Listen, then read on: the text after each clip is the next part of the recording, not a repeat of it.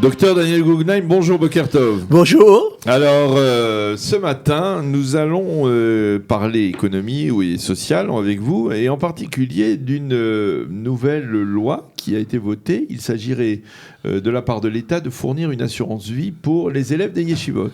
Oui, c'est le dernier décret que le ministre Bennett, avant de démissionner la semaine dernière, d'être limogé la semaine dernière, a fait. Il s'agit de la chose suivante. Depuis 10 ans, on parle de ça.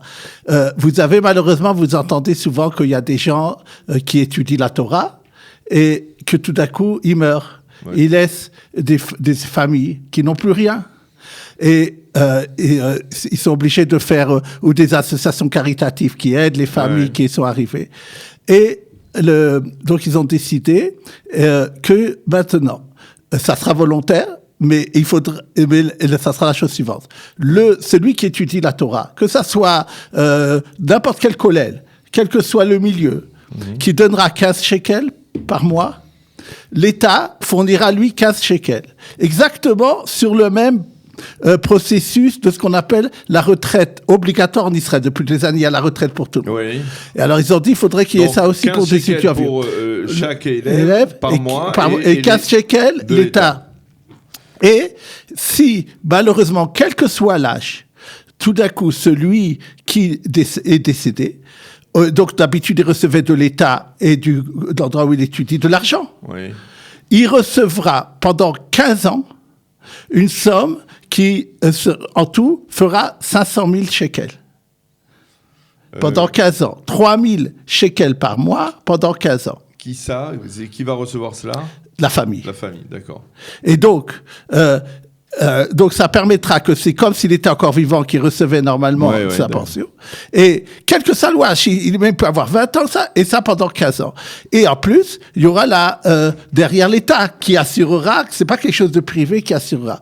Alors, il y a certaines conditions, il faut que les gens du même collège l'acceptent, etc. Ils vont pas faire ça par un. Mais je pense c'est quelque chose qui vient d'être signé, et je pense que c'est très important si vous entendez des gens qui sont dans ce milieu-là, qui veulent étudier quelques années la Torah, qui puissent profiter de cette chose-là. Ils ont même, vous savez, il y a normalement comme j'ai parlé, des associations comme Arevim ou des choses comme ça, que c'est beaucoup moins important ce qu'ils donnent, et aussi seulement, par exemple, pour marier les enfants, pour des choses comme ça. Et là, quel que soit le but, on donnera... C'est une sorte de retraite avant l'heure, quoi. Voilà, une sorte d'assurance vie. D'accord.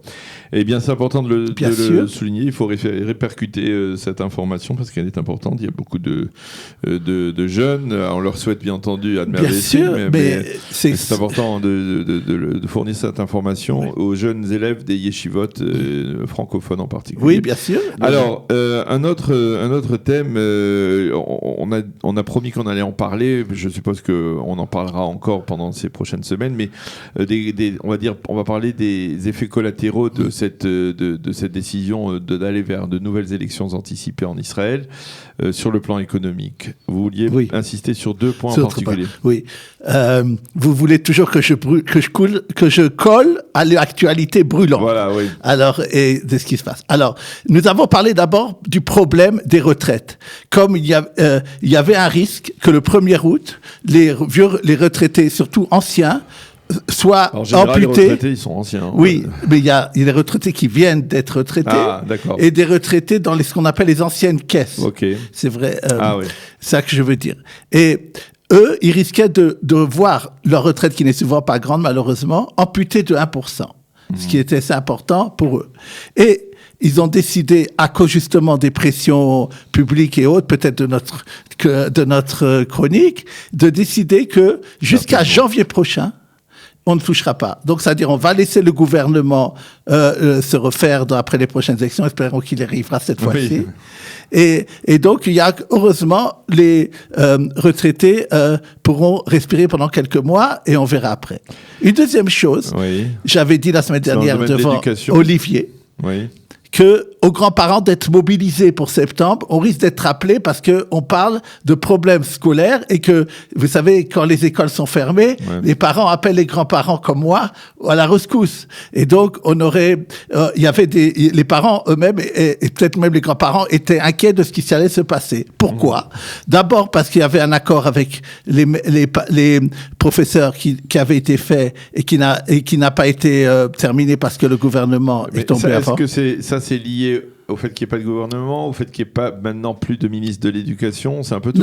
Eh ben justement, attendez. Cette chose-là était au fait que le gouvernement ne peut pas maintenant faire ce qu'on appelle un esquème tellement important, un contrat tellement important, et donc il n'y avait pas eu ce contrat pas pu être fait. Deuxièmement, il y avait le problème de ce qu'on appelle les tsaronimes, c'est-à-dire l'accueil l'après-midi, et les parents apparemment auraient dû payer de l'argent. Il y a d'ailleurs que je n'oublie pas de dire ça. Quelqu'un qui écoute notre chronique m'a envoyé que, à part ça, les professeurs eux-mêmes ont remarqué que dans 30% des cas, ce qui est énorme, leur feuille de salaire est fausse. Ils ne reçoivent pas ce qu'ils doivent recevoir. Il y a sans arrêt des erreurs. C'est énorme. Dans l'éducation, dans le ministère de l'Éducation, il y a un problème spécial. Je demande ici à tous les professeurs francophones de bien vérifier leur feuille de salaire. Dans 30% des cas, le salaire qu'ils reçoivent, les chiffres qui sont marqués dedans ne sont pas bons. Oui, ça, j'ai vu cette information. C'est important de le dire. Maintenant, qu'est-ce qui s'est passé? Ça a été démenti par le ministère, mais enfin... Non, ça n'a pas été démenti vraiment. J'ai vu la façon dont il a dit, c'est les porte-paroles. J'étais dans l'administration, je sais ce que ça veut dire. Ils n'ont pas démenti. Ils ont dit, s'il y a un problème, on le résout. Ça ne veut pas dire qu'ils ont démenti. Maintenant, pour revenir à cause justement de cette inquiétude, et par rapport aux professeurs, et par rapport à ce qui se passerait les accueils l'après-midi, ils ont décidé, c'est quelque chose d'exceptionnel, le chef de la Knesset a décidé de faire ce qu'on appelle Vadat Achinour. Il y a dans la Knesset des commissions, et il y a une commission qui s'appelle les commissions de l'éducation, que elles, justement, son but, bien qu'il n'y ait pas qui est la suite du gouvernement, et il y a quand même une Knesset, sera de vérifier que la rentrée scolaire se passe le mieux possible et de voir si elle peut arranger des choses par-ci, par-là. Et donc, c'est déjà un premier pas. Souvent, quand les députés s'en mêlent, et il y aurait des possibilités, peut-être, s'il y a un problème juridique, souvent le conseil juridique du gouvernement trouve des solutions comme il vient d'en trouver pour une autre loi, permettra cette chose-là. Donc, ne soyons pas démobilisés les grands-parents, mais c'est une bonne nouvelle que peut-être certaines choses pourront s'arranger. Alors, en général, on entend parler beaucoup des Olim Hadashim ou de certains Olim qui se font attraper par les services fiscaux et qui doivent payer des amendes assez lourdes pour blanchiment d'argent. Et là, vous nous annoncez un cas contraire d'une Ola Hadasha, je ne sais pas de quel pays elle est, qui au contraire a reçu de la part de la justice israélienne des dédommagements à raison de 14 millions de shekels. Alors expliquez-nous, elle avait été aussi soupçonnée de blanchiment. Exactement. Nous parlons de temps en temps de ce problème de blanchiment d'argent. Il y a effectivement un problème et il y a des fois des individus qui font des mauvaises choses par rapport à Israël. Et Israël veut montrer au monde entier qu'il lutte pour le blanchiment d'argent. Cependant, il y a eu un problème et ça a été cette semaine dans la presse financière mis en exergue. La chose suivante. Il y a 2 ans, il y avait abouti une enquête d'individus notamment venant de Suisse et qui auraient fait du blanchiment d'argent par ce qu'on appelle des changing, par exemple. Une vieille dame, Ola Hadasha, donc de Suisse, qui avait 80 ans et qui était veuve, avait beaucoup d'argent. Elle en avait même 21 millions de shekels. C'est pas parce qu'on est, c'est comme ça. Maintenant, elle est venue et son neveu, par hasard, était gérant de portefeuille. Donc elle a dit qu'elle avait toute confiance en lui et elle lui a donné à gérer. Maintenant, c'est vrai que son neveu a été pris dans cette histoire. Maintenant, elle, tout de suite, elle a dit à la police, moi, je ne savais pas du tout. Je lui ai donné procuration parce que je sais de ma famille et je pensais qu'il agissait bien. Je ne pouvais pas savoir. Elle était de bonne foi. Maintenant, la police, malgré ce qu'elle a dit lors de la déposition, est allée à la justice et a dit, je veux que des 21 millions de shekels qu'elle a en Israël, on lui confie, ça s'appelle en hébreu chilout, 14 millions. Et donc, maintenant, après 1 an et demi, le parquet, parce qu'elle avait des bons avocats, a décidé de mettre fin par rapport à elle, à dire elle était de bonne foi.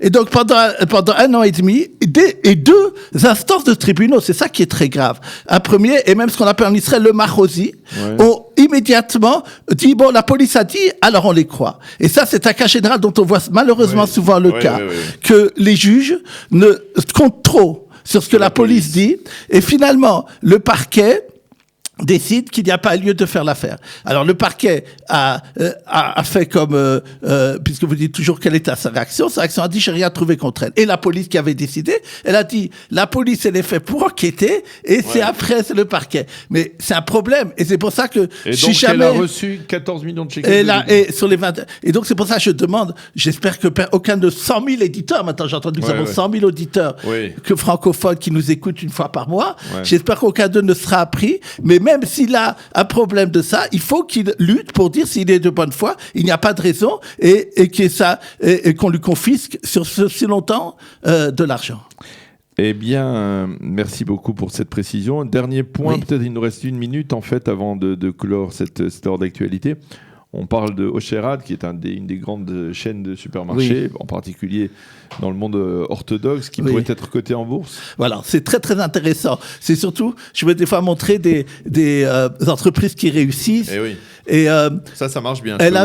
Osherad, non seulement est allé à New York, à Brooklyn, mais le Keren Yipas, le fonds de Yipas, qui est un fonds qui a Tnuva, qui a d'autres trucs, voulait investir dans cette boîte et ça n'avait pas marché. Alors, ils pensent maintenant peut-être aller à la bourse, ils ont commencé des négociations, mais ce qui est très important de dire, pour une valeur de 1 milliard de shekels. Et donc, ça vous dit, ils ont vous savez, en Israël, à Bnei Brak, à Jérusalem et dans d'autres endroits, ils ont des succursales et leur chiffre d'affaires de presque 3 milliards de shekels. C'est énorme.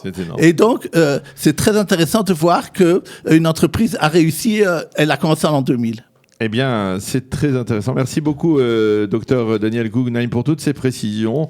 Et on vous attend la semaine prochaine ici dans ce studio pour une nouvelle chronique hebdomadaire économique. Merci d'avoir été avec nous ce matin.